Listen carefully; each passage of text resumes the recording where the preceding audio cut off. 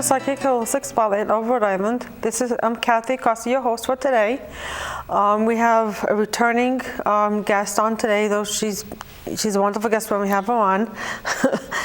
She's been in this holistic community for quite some time. Her name is Sha Blackburn. She does a lot of different things. Well, a lot of different things, I should say, not just a little, not just a little. So I met her previously, though, through some of the area fairs.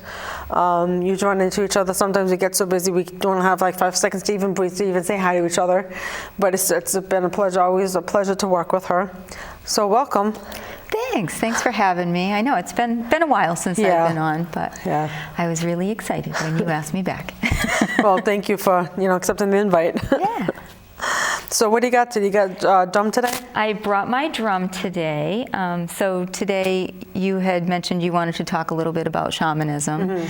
And so I've been practicing shamanism for quite a few years. And I got my certification through the Foundation for Shamanic Studies, which was founded by Michael Harner, which a lot of the listeners or watchers will probably recognize because he wrote quite a few books about shamanism, and his belief was that everyone should have access to the core foundations of shamanism. So sometimes people learn a specific path or tradition. If you're in the indigenous peoples, you would learn like Native American shamanism, or if you live in a different region, like if you live in Siberia or in the steppe region in Russia, you'd learn a different form. And a lot of people travel to Peru and study the Peruvian form of shamanism. So everybody has kind of their own spin, but the core shamanism is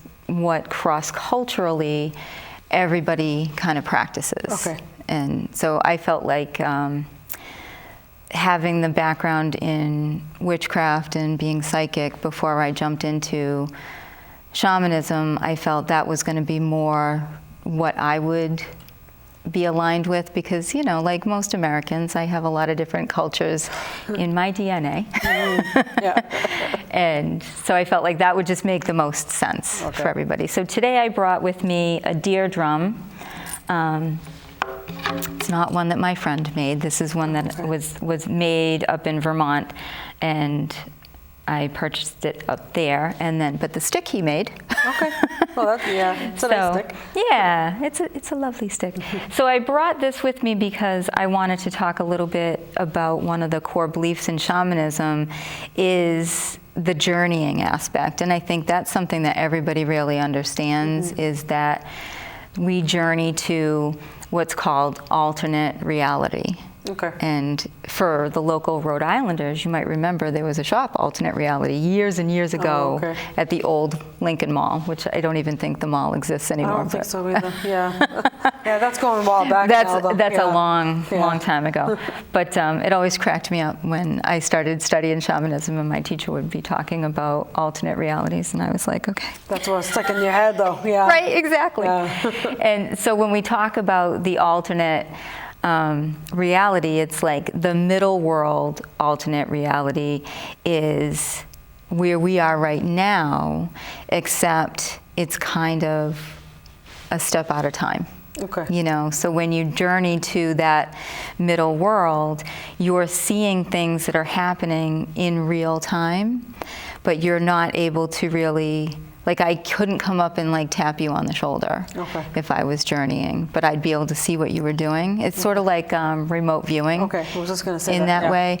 But it also helps the shamanic practitioner when we're doing psychopomp work, which is helping spirits that get stuck after they've died. So when you think about things like 9/11, where there were a lot of souls that just didn't have the energy to move on to, we'll call it the beautiful place for human souls, right? That's nice. Where a lot of people might refer to it as heaven, and then Wiccans refer to it as the Summerland, and we're just like the beautiful place of human souls. We don't want to interfere with anybody's. I like to call it the light of God, but that's my reference. So, and we don't want to interfere with anybody else's spiritual or religious beliefs, so we just have that sort of generic term when we know that we're we see a place that's haunted and we feel called to go and help those spirits, we'll journey to that location and introduce ourselves, you know. So I would be like, hi, my name is Sha, and I'm just checking in on you. Are you okay?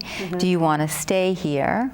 Or would you like to move to the beautiful place of human souls? That's an interesting point, though, that I want to bring up, because I know we do have free will on that spirit side. Yes. You know, a lot of us don't realize that, and I keep repeating that to everybody. It's like, yeah, we still have a choice. Exactly. And some people want to stay. Yeah. You know, they just want to stay where they are, and other people recognize that they're stuck, or they feel alone, or they feel restricted, and they want to go someplace else. And some people, some spirits are so, this is going to sound awful to say, but they're so bereft and depressed that they can't check in on their family because they're just stuck at that accident site or that trauma site, and they feel forgotten. And do you feel like sometimes, though, they don't realize that the body has separated? yes. Okay. Yep. Yeah, because I find that a lot too. Yeah. Yeah. And when they give you that response of, It's like, what do you mean? Yeah. Right? You're the first person that's actually talked to me in a year, you know, Yeah. or 10 years or whatever. Yeah. And then you kind of have to break the news to them that, you know, your body is gone elsewhere. Yeah.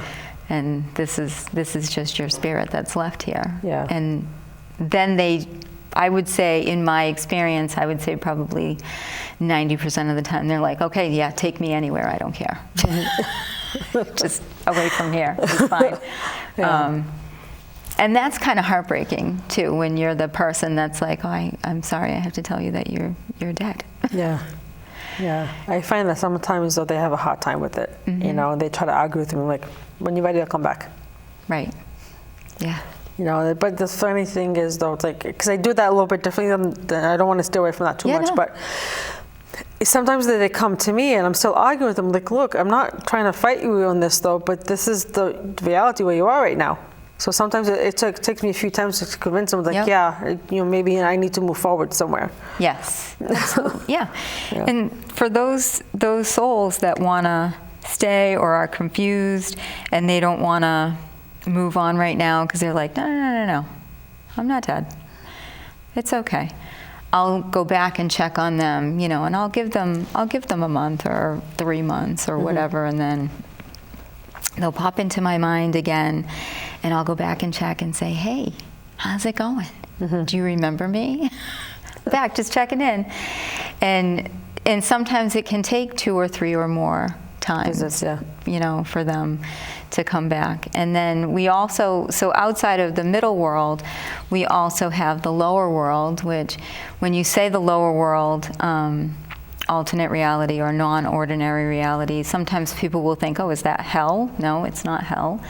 It's the lower world where the earthly things are, the animals, the plants, the earth itself are living in that lower world. And then in the upper world, it's where we find our humanoid spirit guides, our guardian angels, our other helping spirits that take more of the human form. The higher self is kind of in that upper world. And so we have the ability to travel through all those different realms of existence and kind of see what's happening. That's how soul retrievals work as well. You go into the middle world, you're shifting through time to look back where somebody left a piece of themselves, you know. And we talk about trauma. There's always like the big traumas of rape and murder and, you know, things like that. But there's little traumas too when we're children, like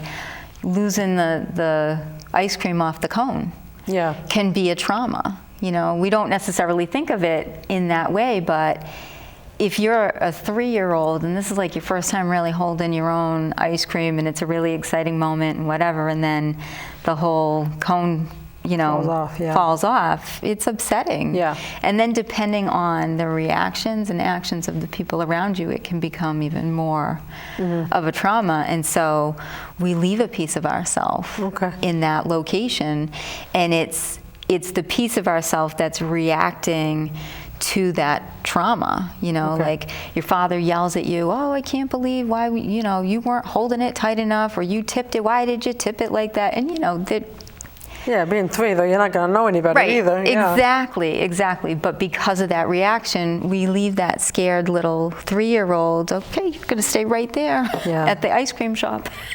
Yeah, because you don't want to think about it anymore. Exactly. And then later on in your adult life, if somebody takes that tone with you or uses similar wording with you, you can have almost like a PTSD reaction where you get that anxiety, and it builds up in you. You might start to cry, and you're thinking to yourself, this is so dumb. I don't know why, the bank teller is saying this to me, and why am I overreacting? I know I'm overreacting, but you can't help yourself. Yeah, okay. So that's where that comes in, So that's where that comes in. And sometimes when you go to therapy, or you go to just even talking to your friends about it, and you're not feeling that you're getting this fully resolved, you might seek out, like, maybe I'm going to try Reiki, or I'm going to try some other form of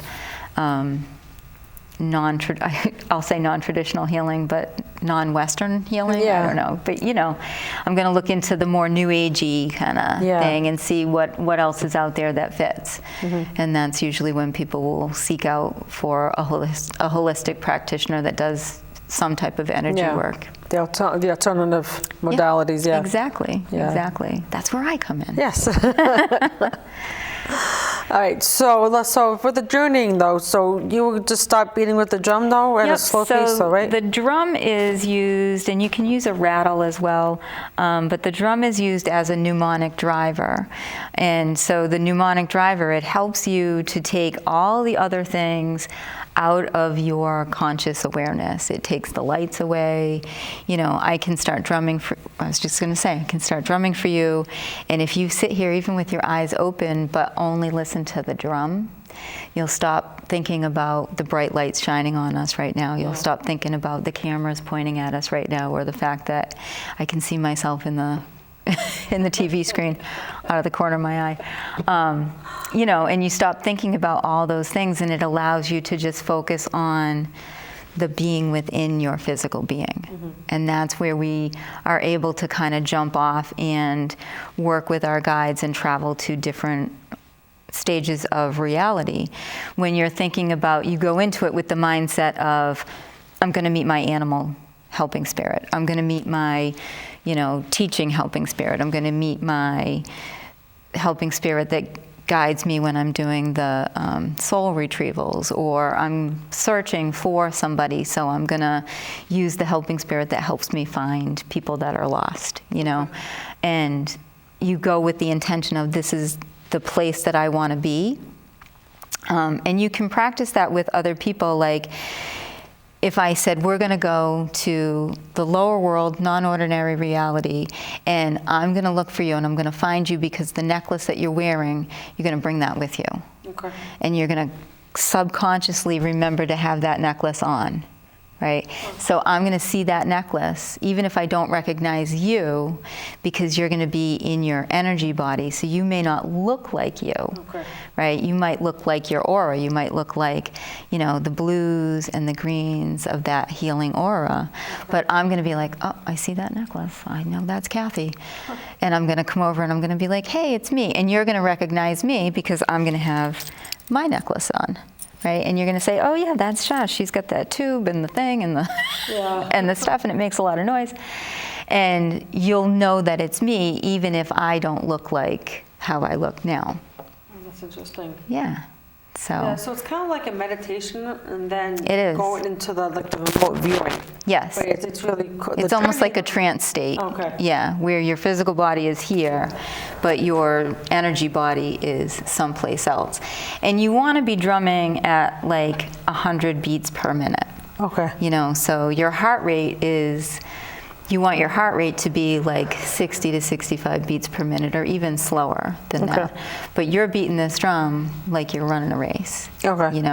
And once you want it fast, yeah, you want it to be fast. And then when you're if you're guiding a group, or even if you're drumming for yourself, when you're ready to come home, you stop the drumming, and then you drum really slow, and that and then you pause and drum really slow, and you do that a few different times, and that's kind of letting the soul know, like, pay attention. Now we're not going to stay here too much longer. You need to think about how you're coming back, right? And then the drummer who's facilitating the drumming for the group or the person will start drumming like a crazy person. There's no rhythm to it or anything else. It literally sounds like scampering feet. Okay. Okay. And that's when you're in that trance state, and you're like, oh my gosh, I have to hurry up and get back to my body. Okay. Yeah, because we can stay there though, right? Yeah, you can stay, and I don't know how long it's safe to stay or not, but I've journeyed for 5 minutes and come back and felt like, my gosh, I must have been journeying for an hour, and then it's, like 6 or 7 minutes later, I'm like, wow. So when I tell people we're gonna just journey for like a minute, 2 minutes, whatever, and they look at me and they're thinking, there's no way I'm going to be able to journey, meet an animal, do a thing, ask a question, and come back in 2 minutes until you're in there. Because what happens is, linear time is man-made. Yeah. Humans created this to kind of keep us on track. Yeah. And people like myself, when we wear glasses, it keeps us in linear time. When I take my glasses off is when I can see people's auras without using the camera, without doing any other technique, because it's all just available. You know, that's kind of a gift of having crappy eyesight. Oh, I pretend with contacts, so I'm with you on that one. I just pretend. Yeah. So I brought my drum because I wasn't sure if you want me to drum a little bit so you can experience. Yeah, why don't we do a little bit of that, though, just so we can get some kind of a feel for it, though. Yeah, okay. Yeah, but obviously not too long, so only half an hour, so. We have a half an hour? All right, so what I'm going to do is I'm going to ask you to uncross your legs so that your feet are flat on the floor, and you can put one hand kind of on your belly and maybe one hand up here a little bit. Yep, that's good. And you can leave your eyes open or you can close your eyes, and I'm just going to drum, and you don't need to think about anything except the sound of the drum. Okay. Okay? Ooh, that's terrible.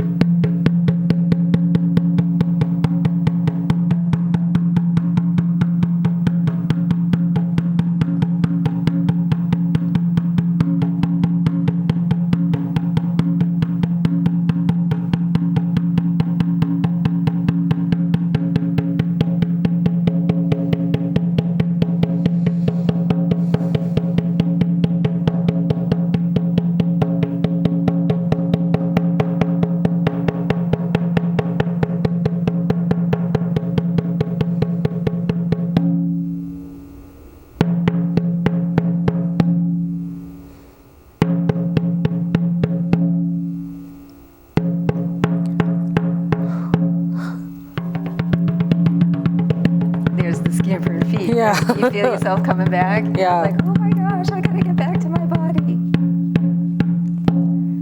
That's some good grounding at the end there, though. Yeah. And you went really fast. So the reason I asked you to hold the hand to me, just to myself, to here and to here, is because holding your hand here at your solar plexus helps you to suspend that belief, right? It helps you to access the bridge between what we create as reality and what we believe is reality. Okay. So it's a good, if you're, especially for people who aren't experienced in journeying, but you are, it's a good place to help you, like, okay, this is really happening. Something's really happening, right? And then we hold the hand up. Usually I do it this way, but I hold the hand up here because this is your immunity. This is your upper thalamus, and it ends up being like your emotional body as well. So you really are allowing yourself to believe that the things you're feeling and experience when you're not fully in your body are actual tangible things that are happening. Okay. Yeah, because it definitely helped me kind of like keep grounded though too. Yep. Kind of kept here though too. For those that don't know, grounding just kind of keeps us so kind of attached to our body. Yeah, so it doesn't go too far from us, though. So just that's a very abbreviated version of what that is. Wee mini. Yeah, a very abbreviated version of that, though. Yeah, but yeah, that was pretty powerful. So I can see why the drums are very good for that, though. Yeah. Yeah, because as soon as you change the pace, I was like, oh my goodness, what changed? What happened? Right? What's happening? I gotta pay attention. Yeah. And so that's one of the reasons too. When you go to a drum circle, and even though they're not necessarily playing frame drums, they might be playing djembes and other types of drums. You see people just all of a sudden they just start dancing and moving, you know, and you might be watching these people thinking, I wish I could be that free and not care what other people are thinking about the movements that I'm making and things like that. But that uninhibited behavior comes from them getting into that trance state from the driver of the drum. Okay. It allows you to really separate yourself from the ego. Yeah. Right? Because the ego keeps us from killing ourselves or other people, usually. Like, keeps us out of trouble, right? Yeah. Keeps us safe, let's say. And it also keeps us mindful that we're not the only thing on planet Earth. You know, we're not the only thing in this room. We're not the only thing on the roads and things like that. It reminds us that we have to share space with other physical beings. You know, so when you go into that trance state, you're truly letting go of the ego, and you kind of forget that you're in a place where there's other people that are watching you, or that you're on a TV show where people are going to be watching you forever now. Yeah. You know, going into that trance state, but you went right in. Yeah. So, well, I do a lot of I don't go into regular traditional meditation because being an empath, though, I can't keep my mind shut off long enough to do anything. So yeah, so I struggle with that though. So a lot of times I do the kind of meditation where I do connect with the spirit a lot though, and I do help cross them over, but I just do it differently, but the same thing. Yep. You know, really it's the same thing, which I didn't realize how much it was the same thing until we started talking about, which I find fascinating. Well, and that's why the core foundation of shamanism, all those core beliefs are cross-cultural. Yeah. And when you really start digging into it, you're like, wait a second. I had a friend of mine that, you know, he always says he's a shaman, he's a shaman, he's a shaman, and he was like, you know, witches and shamans are different, and I was like, okay, so tell me how witches and shamans are different. And he was like, well, shamans use helping spirits, and I was like, witches use helping spirits too. And he was like, well, shamans believe that everything is alive, and I said, well, witches believe that everything is alive. And the more we went on and on back and forth, he was like, oh. Well, I don't know what the differences are. And I said, okay, well. Well, it kind of proved your point, though, right? Yeah. And I was like, exactly, because we all have these foundations, and they come from somewhere, right? And you don't always know where they come from.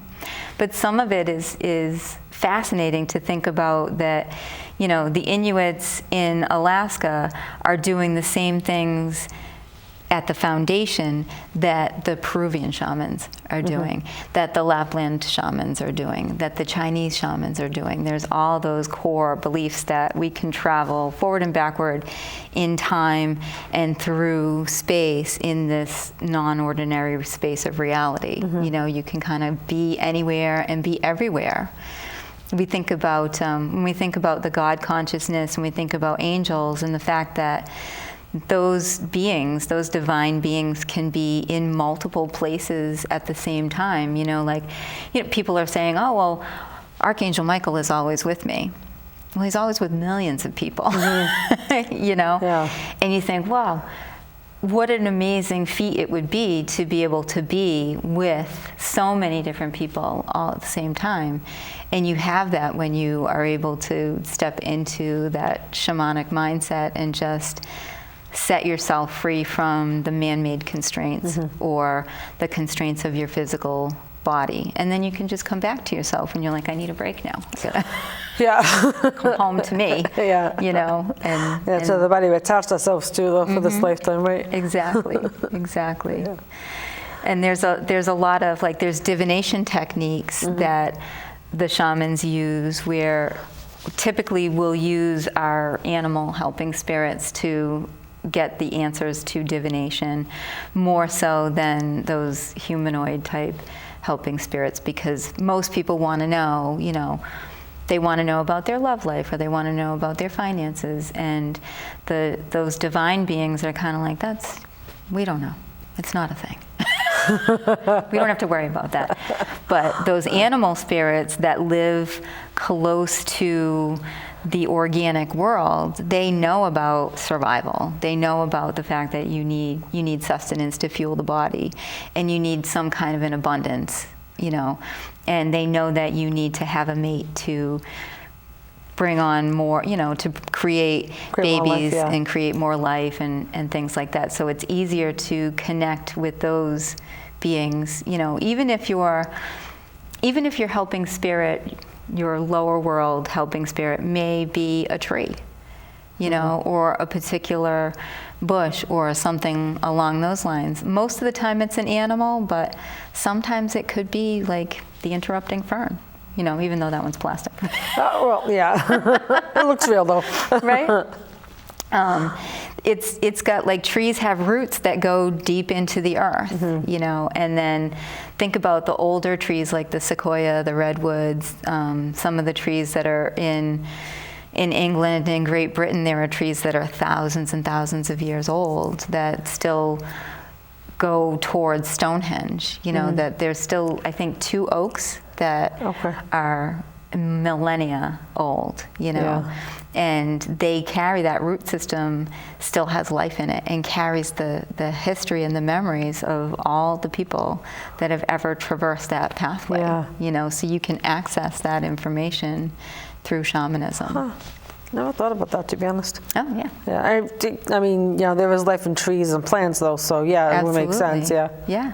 There's life in everything. Like, even chemicals are created from organic material. We always, well, not always. My second husband used to yell at me all the time. You can't say always and never. Yeah. Many times people think about chemicals as being man-made and bad. And sometimes it's the combination of chemicals that create toxicity, or the way chemicals or the places chemicals are used that create toxicity. But everything is created from the original organic material. Like, think about steel. Where did steel come from? It came from in the earth. Right, originally, and then we took steel and we honed some of the. Now I'm just talking out of my butt. I don't know all the scientific things, but we take the steel and we smelt it and we do all these things to it, and then we get the chemical components that make up that steel, and we use those chemical components for different things. Like, carbon monoxide can kill us, but it's a byproduct of us burning fuel, and it helps the plants to live. They're converting that carbon monoxide into oxygen that we breathe. So it's the never-ending cycle of life and sustenance. But we think of it as, it's a bad thing. I mean, it's not necessarily a bad thing. It's just a bad thing, too much of it. Yeah. Yeah. In excess is always bad, though. In excess, yeah. Exactly. So how did you get started in interest in the shamanism? I'm going to say it probably goes back to my childhood, but I didn't really get focused on shamanism until my adulthood, when I was able to really understand what different things were, and I actively studied it when I was 50. Okay. So that was like, I'm maybe 47 to 52 was when I was really actively studying shamanism. And it's really because when I was a child, I had the blessing of growing up the youngest of 2 children, and both of my parents are only children. So I don't think that they were mentally equipped to handle having 2 children. And they just were kind of like, don't get into trouble. Yeah. Don't kill yourself, don't die, don't hurt anybody else, and don't get arrested. And that was kind of, Oh my goodness. As long as I came home at night, it was okay. And I would find myself following insects around, following animals around, sitting out in the middle of the woods. I grew up on a dirt road in the middle of the woods. We didn't have any neighbors around us for acres and acres and acres. So, I would sit in a clearing in the woods, which sounds kind of idyllic, but I would just sit there and I would watch what the animals were doing, who's coming by. Of course, now my son lives there, and he has trail cameras, so he can see when he's not outside waiting for what's going on. He can watch it all from the comfort of his phone or his computer in the house. Yeah, it's quite different though, right?